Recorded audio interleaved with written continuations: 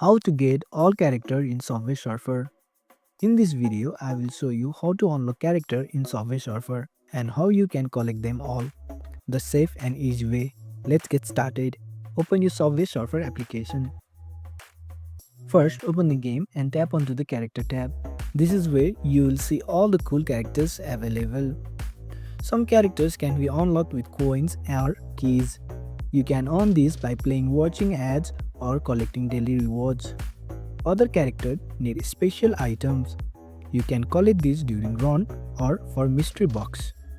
You can also unlock character from the same season hunt and mystery boxes. Keep playing and collecting items. Some characters are limited time or part of the world tour. Make sure to check back often to collect them before they are gone. You can also buy some characters, but it's totally possible to unlock most of them by just playing.